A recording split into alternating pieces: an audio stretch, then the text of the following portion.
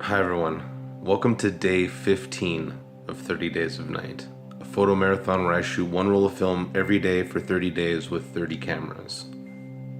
So it looks like I'm halfway there. Before I figure out what I'm shooting with and where I'm going today, I thought I'd read some of your comments and respond to them. One thing that you should understand is that when you see a release, it's basically 2 days behind. So what you're seeing today is, what day is it today? So for example, today's August 10th, but it's being released on August 12th. At least I'm pretty sure it's August 12th. Even I can't get it right in my own head. So if it ever seems like I'm a couple of days behind in your comments, that's why. Okay, here are some of your comments over the last few days, starting with day 9. Benjamin Bates says, may I suggest a setup? I'm going to anyways. AE-1 with a 28mm lens, maybe with a high contrast filter on it and some slide film. There's the 2-day example. I had just got home that day from shooting with an AE-1 and a 28mm lens, so naturally I asked him if he was psychic. Okay, I'm not sure if this person's name is Morin aka 25 or Morinak 25. We're gonna call him Morin for short because that would apply to both. Morin talks here about adding an ND filter, a Kodak filter, basically to give me more control and all that. I've mentioned to a few of you in the comments that I don't use a lot of filters. Even the circular polarizing filter, which has a lot of great application to it. I find that it's just one more thing, like another f-stop, another thing to remember, 2 more surfaces for dust to get on, because you got to remember the outside of it and the inside of it can both hold dust. And if it's a circular polarizer, then even more. So all those things, right? I'm just eliminating, I'm trying to simplify. 1 camera, 1 lens, that sort of thing. That being said, I do plan to do episodes of The Darkroom Night about filters, and I'll do all the research and I'll show you side-by-side comparisons and all that kind of stuff. But the long and the short of that is, I know what they do, I don't use them right now. I plan to. Lost in Thought 68 says, I found an abandoned house while taking a shortcut down a narrow back road that was almost completely overgrown with grass, weeds, and trees. I almost missed it and could only take a quick few photos due to nowhere to pull over. I'll have to go back some time and get something better. What I suggested to him was to take a picture with your cell phone, then you've got the GPS coordinates and you can just map your way back with the latitude and longitude, if nothing else. Ranger 445577 asks, can you make a video on developing film? It's definitely on my list. I just wanted to make sure that it wasn't my first video or even close to my first video. I wanted to provide something new for YouTube. There are so many YouTubers who have done the black and white process. At this point, I don't know if I can add anything new other than maybe clearer instructions and better production value. And if that's all you're asking, I mean, I can do that. But I really wanted to take my time, script it like I do with this old camera, make sure that every shot is clear, how I load the film, how I agitate, all that kind of stuff. But I didn't want it to be one of my early videos because everybody does that as their first video. What's in my bag, and how I develop in the darkroom or my bathroom. Spanked? I'm pretty sure it's Spanked. Or Spang Street. Still, you guys gotta help me out here. Spanked says, I was curious to see how the Zeiss would stack up against the Canon 28mm f2.8. I do have a plan to compare those 2 lenses because I have 2 Canon 28mm f2.8s as well as the Zeiss. So I might be able to compare all 3, just take it out one day, plop it on a tripod. I could also do the testing in studio. Let me know which one you would rather see. Would you rather see me do the test in the studio or outside? Russ asks me, You have a great set of lenses. Love the pictures. Will you be shooting color films soon? Yeah, I don't have a lot of color. Maybe I should shoot color today. If not today, I'll shoot color tomorrow. Matthew Limer says, awesome, square, square, square. Totally, circle, circle, circle. A few of you gave me really great suggestions on how I could better clean my negatives. One viewer, Alexander, recommended that I use Ilford Rapid Fixer with their 5-10-20 method. He sent me the data sheet, I read through it, it sounded pretty promising. The problem is, I'm a Kodak guy through and through.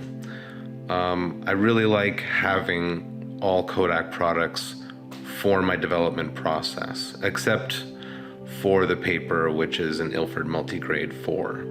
But as far as chemical goes, I use HC110, Kodak Stop Indicator, Kodak Fixer, Kodak Hypoclearing Agent, and Kodak Photo Flow 200. I really pride myself on that. I think that they're an old company. I think that when they went bankrupt, they could have just said, "F you guys, we're out of here," but they didn't. They stuck around, and I think for that reason that more of us should support them. They democratized photography. But besides the brand alliance, I had another viewer with the same problem as me, using the same procedure as Alexander. So I don't think it's about the chemicals necessarily. I do have a theory though. Okay, so when the film is wound on here, you've got stuff that's all around the edge, and then you've got something in the center, okay? Now you've seen me develop and wash the film, and even when it's in the tank and things are being agitated back and forth, the film on the outside is getting all this distance. That's water rushing past all this stuff on the outside. But at the center, just not nearly as much. Maybe I'm crazy, but I feel like the washing is uneven because the film on the inside track gets screwed.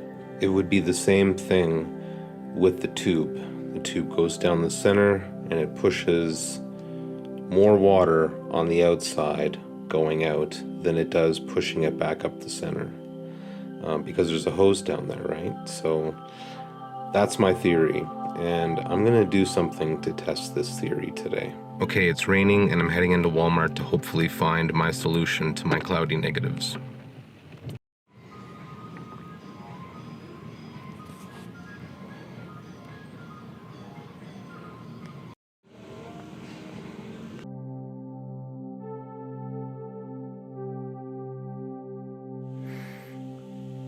You guys see where I'm going with this yet?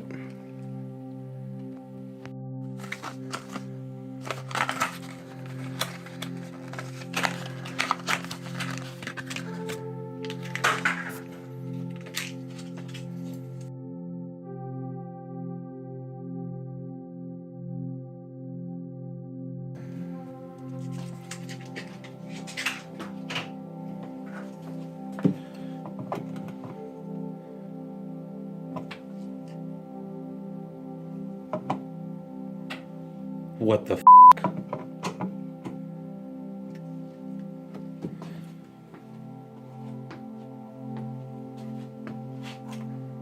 Needing an adapter is something I did not predict. Never mind, that was the adapter on there. Okay, first I thought I needed an adapter, then I thought I had the adapter taken off, and now I found out that I need an adapter. So I'm gonna have to put this on hold while I actually go shoot my roll of film today. Today I'm shooting with the Canon AE-1 program with an 80 to 200 millimeter f4.5.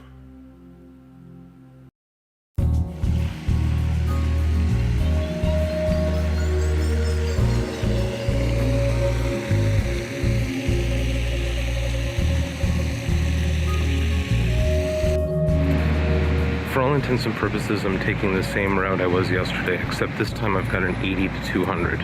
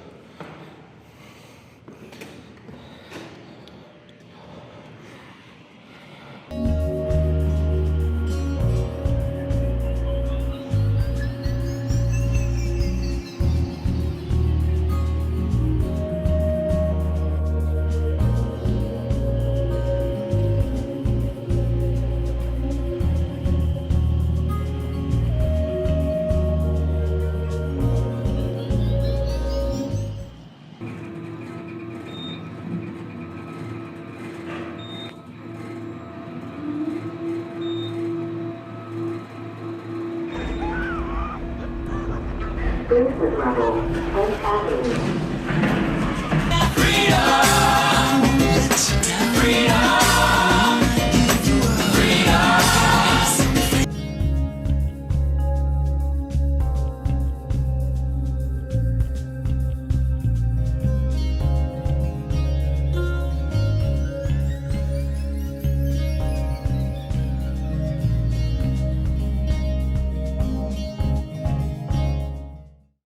Okay, now I'm back home. My phone is charged up again. All set. Now I gotta go back out and find that stupid adapter for the shower head that I bought earlier today. I'm not gonna find what I'm looking for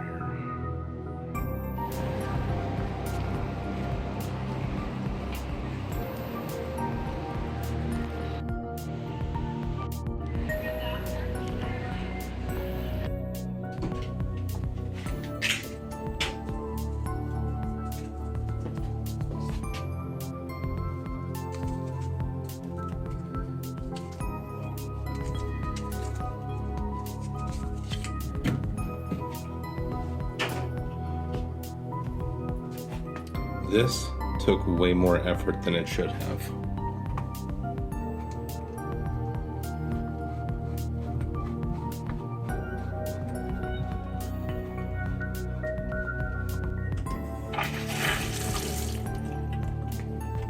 Okay, a little water coming out, needs a little tape, but it fits on there.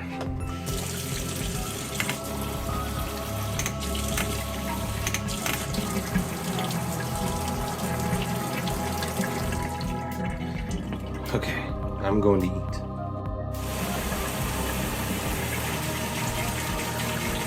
I can tell you that if nothing else, I'll feel like my equipment's cleaner.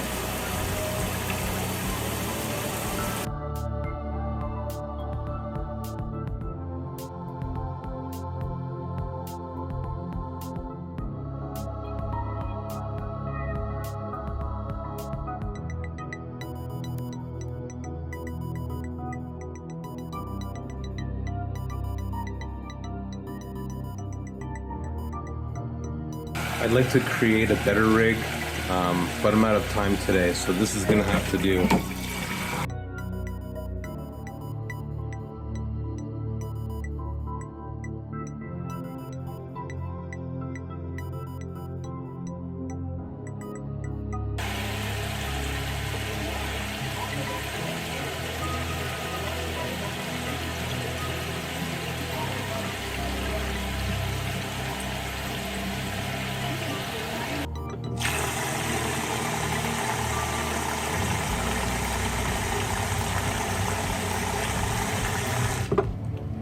Okay guys, the negatives are drying.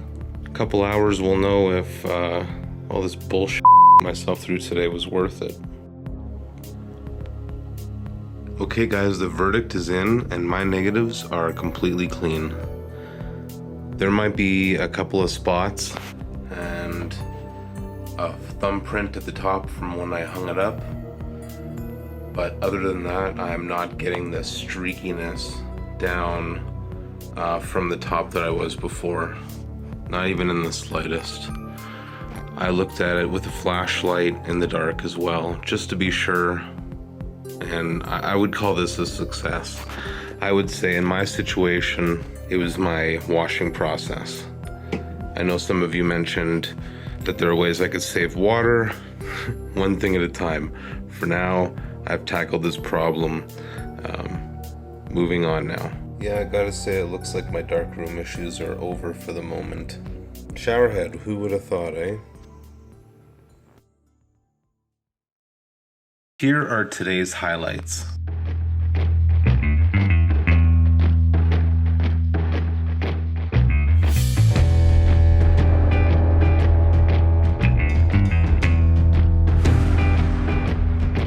This image comes in a close second for me today.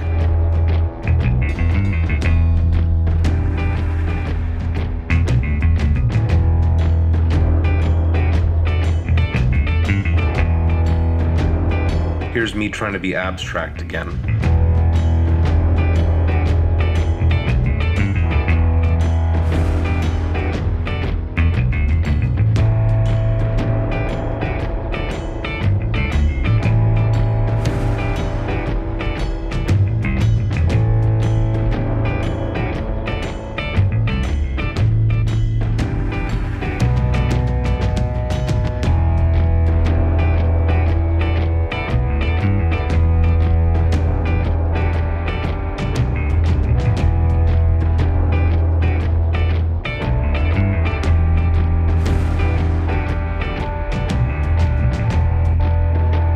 was actually pretty surprised on how well the macro worked on this lens.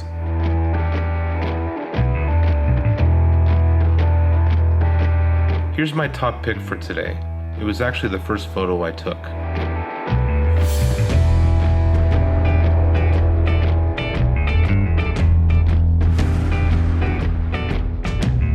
I thought the composition was good, the way he's carrying himself, and the background complements without being too busy.